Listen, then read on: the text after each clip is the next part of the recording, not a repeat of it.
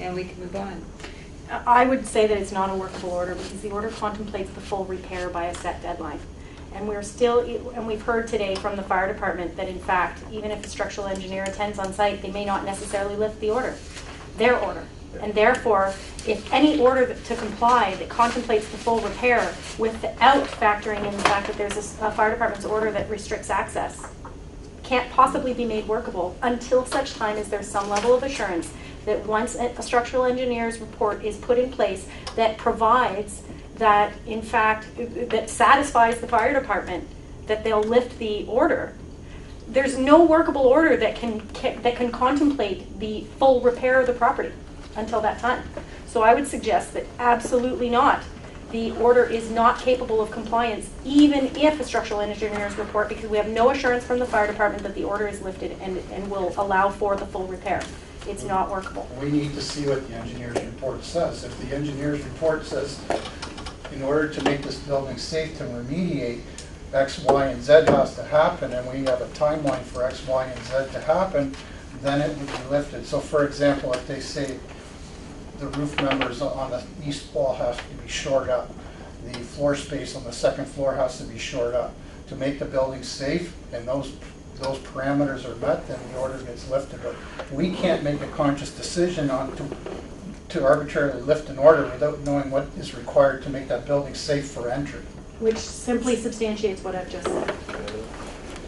So when you get the report from the engineer and he has satisfied what you think is a reasonable course of action to fix the building, you lift the order, that allows the workers of the construction company to go into the property, is that correct? Absolutely.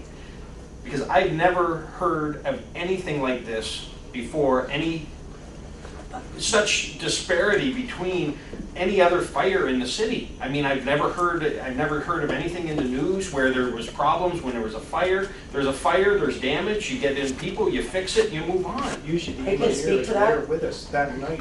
What happens, the problem with this is, in an overall sense of view, is that because Ms. Wolf does not have home insurance, typically all of these steps, like the insurance company would take over and they would bring the structural engineer with the adjuster and they would make all those steps right away. They would take temporary measures right at this time of the scene, and we release it, essentially end up releasing it to the owner and the insurance company. They bring in all those measures on their own, and it's all included with the fees from the insurance company. And unfortunately, Ms. Wolf doesn't have So this that. is why we're having the problem, because there's no house insurance. Correct. Essentially, that's essentially Ms. Wolf is left to have to pay for a lot of it. Clarification, it's not because you don't have any house insurance, it's because the process hasn't followed. Correct. Process.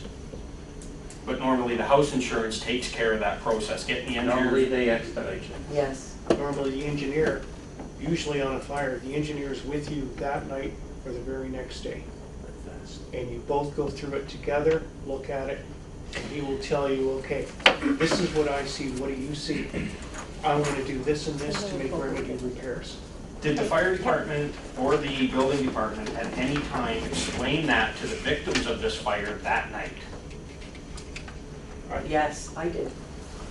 I had a conversation that, unfortunately, with Ms. Wolf that explained that because she didn't have, she said she wanted to get certain things out and whatnot. Yeah, I've seen statements here about a second opinion. Yeah, that the case was that typically I explained because she didn't have house insurance, it was going to be problematic because typically now she was going to have to be responsible for typically where the insurance company just steps in and takes over and resolves all that on their own through the insurance process. But in saying she would have to be responsible, did you lay out the steps?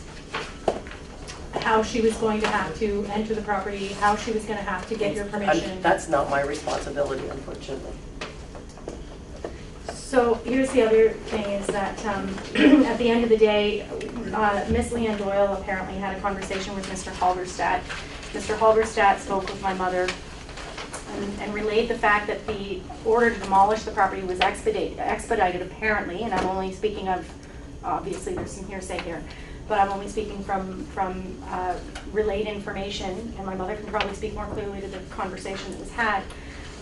He indicated that the matter was expedited, the demolition of the property, on the basis that there was no insurance. So there was some assumption from what I'm seeing made. Here's the other That thing. is false for the record. That is false Here's- information. Okay, so, and like I said, it's hearsay. So here's the other thing that I'm hearing today that is not false, is that there was assumptions made that the engineer would be on site because that's typically what happens.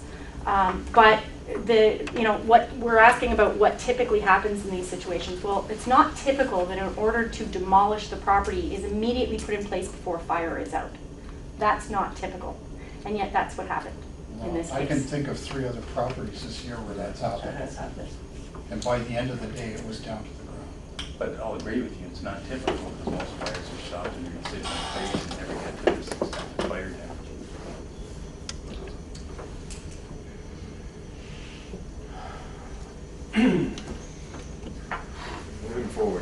Moving forward. I have one more question for the appellant. If this committee decides to quash the excerpts from this order that call for the demolition of the building based on the preliminary report of the structural engineer, how is that going to help with the current situation, since the only other option we have besides quashing the order would be extending the time? And if the extension of time is for the total repair of the property and it doesn't fall within that extension of time that we've granted under the order to repair, we're going to be in the same situation in 60 days or 90 days. Yeah, I agree with you. We're going to be in the same situation. We're going to go around the merry-go-round again. The only thing I can reiterate is first and foremost, we have to get the structural engineer. As I'd like to understood, we could make that a priority and make a shorter timeline for that if October 31st is too far extended. From what I'm told, it can only take a couple days to do. If that could be expedited, I imagine we don't want another meeting to this extent. What you're suggesting is to...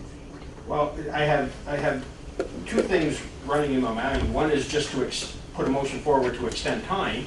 The problem that I have is the descriptions in this order to repair were not what I seen when I went to the property. But there still was a fire. There is still some structural issues on the 2nd floor that I don't feel comfortable removing that part of, because there is some structural issues in the southeast corner.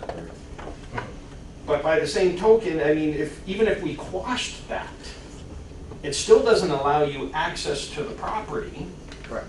And we haven't really accomplished anything other than to say we quash an order, and By quashing the order, you've put away the threat that the municipality, at least for the time being, is going to demolish the property. And by quashing the order, you've put away the threat that the municipality is going to carry out repairs that, and assess my mother's taxes for the That is a good repairs point. that were done. It will then be up to the municipality to fashion an order that is proper. They haven't carried out a proper investigation of the property. They haven't attended on site. They haven't entered the building. They have no idea as to what repairs are actually in fact required. By quashing the order, you simply put to rest the threat. And it becomes up to the municipality to then create a fair order. I have a motion at the